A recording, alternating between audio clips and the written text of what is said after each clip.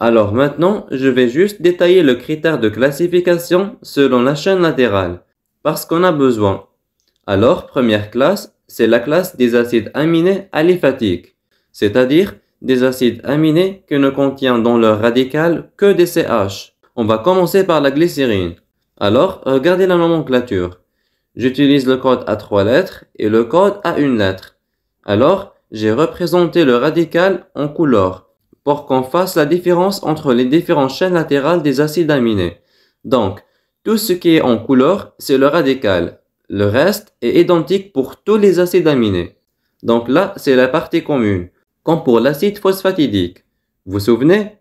C'est la molécule mère commune à tous les lipides, sauf le X qui sera différent d'un lipide à l'autre.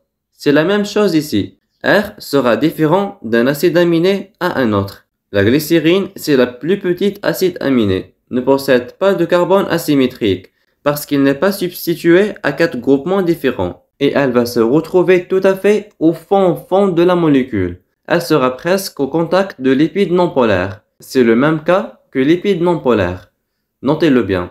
Donc, glycérine, petite, pas de carbone asymétrique, donc ne peut pas dévier le plan de la lumière polarisée, pas douée de pouvoir rotatoire, R égale à H, c'est-à-dire hydrogène, elle est très apolaire, parce que l'hydrogène, il n'y a rien qui puisse le permettre d'établir des liaisons avec les molécules d'eau. Et le fait qu'elle soit très apolaire, où est-ce qu'elle va se retrouver dans une protéine? Sûrement, elle va se retrouver dans le cœur de la protéine, pour éviter le contact avec l'eau. Donc la glycérine et les lipides non polaires se trouvent dans le même endroit. Ils vont être voisins. Maintenant, on passe à l'alanine, deuxième acide aminé aliphatique. R est un groupement méthyle. Même chose que glycérine. Il est apolaire, donc il va se retrouver au fond de la molécule. Valine, Val, même propriété que glycérine.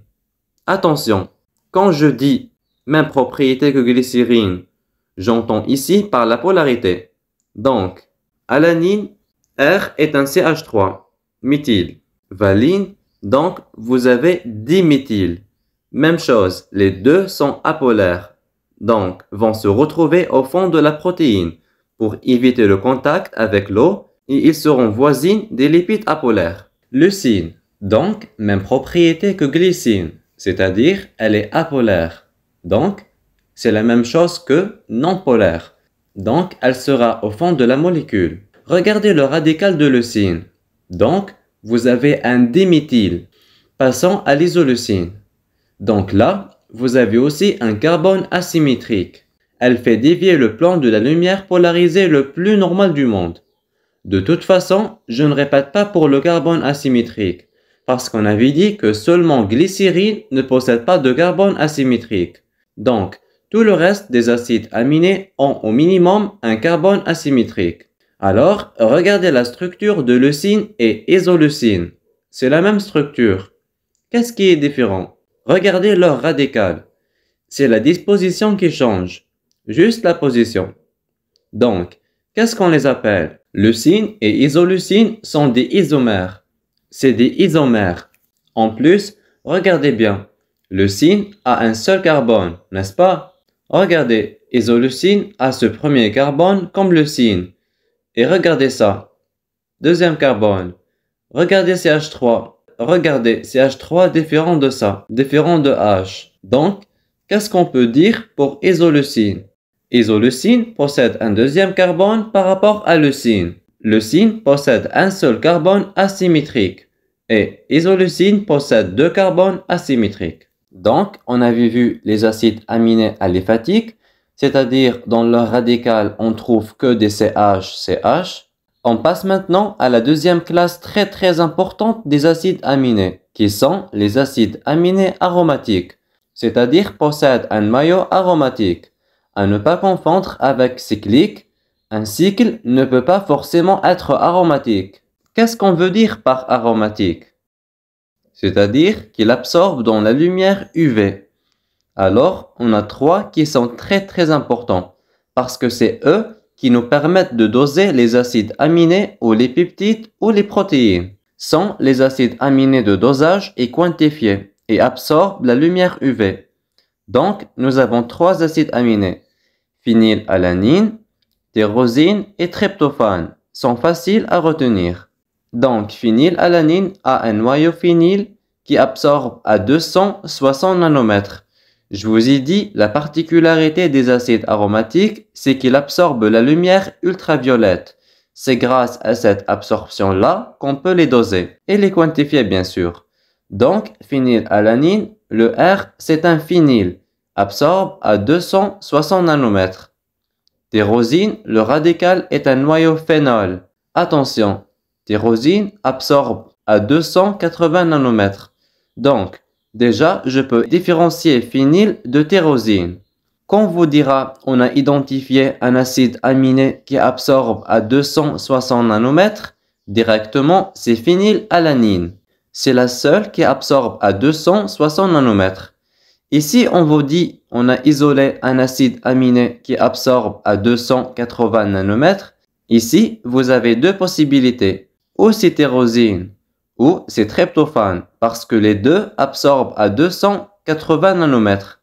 Donc, tyrosine, noyau phénol. Tryptophane, c'est un noyau indole. Donc, ces deux cycles collés l'un à l'autre. Les acides aminés décarboxyliques et leurs amides. Donc, dans cette classe, nous avons deux acides aminés acides et leurs amides. Décarboxyliques, c'est-à-dire ils possèdent une deuxième fonction carboxylique dans leur radical. C'est pour ça tout à l'heure, j'ai insisté le C-alpha. Quand je dis le COOH du C-alpha, c'est celui-là. Et quand je dirai le COOH du radical, c'est-à-dire la deuxième fonction carboxylique. Donc, les acides aminés décarboxyliques possèdent dans leur radical une deuxième fonction carboxylique, en plus de la fonction carboxylique du C-alpha. Donc, parmi ces acides aminés-là, l'acide aspartique et l'acide glutamique. Juste une remarque pour vous. Quand je dis l'acide aspartique, c'est la même chose que aspartate. Et pour l'acide glutamique, c'est la même chose que glutamate. C'est juste une remarque pour vous. Maintenant, on va continuer. C'est pour ça qu'on va parler de COOH du C-alpha ou COOH du radical. Alors, l'acide aspartique ou bien aspartate, sa caractéristique, c'est qu'il est chargé négativement au pH physiologique. L'acide aspartique et l'acide glutamique, c'est les seuls qui sont chargés négativement au pH physiologique. Qu'est-ce qui les rend chargés négativement au pH physiologique justement? C'est à cause de la fonction carboxylique COOH. Donc, le deuxième carboxyle lui donne le caractère acide et le rend chargé négativement au pH physiologique. Donc, l'amide de l'acide aspartique, c'est l'asparagine.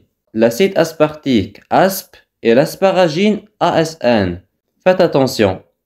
Lorsqu'on fera l'ionisation, ne me dites pas que ce NH2 s'ionise. C'est-à-dire, il perd ou accepte un proton. Attention, parce que tout simplement, ces électrons sont pas libres à cause de cette double liaison. Pour qu'une molécule cède et accepte ses protons, il faut qu'elle soit libre. Elle ne doit pas être engagée dans des doublés et tout. Donc attention, cet NH2 n'est pas libre. Mais celui-là, il est libre. Il peut accepter et céder des protons. Passons maintenant à l'acide glutamique. C'est le copain de l'acide aspartique. Alors même chose. Glutamique, glu. Son amide, c'est la glutamine. Donc même chose. L'acide glutamique possède une deuxième fonction carboxylique dans son radical, chargé négativement au pH physiologique à cause justement de cette fonction carboxylique. L'amide de l'acide glutamique, c'est la glutamine. Même chose, faites attention. Ce NH2-là ne s'ionise pas. Donc, que dois-je retenir dans les acides aminés décarboxyliques? Possèdent une deuxième fonction carboxylique dans leur radical et ils sont chargés négativement au pH physiologique à cause de la fonction carboxylique qui va leur donner le caractère acide au pH physiologique. Et pour les apprendre facilement, moi, je les rassemble tous les deux dans un seul mot qui est gluasp. Gluasp. Glu, acide glutamique, et asp, acide aspartique. Gluasp.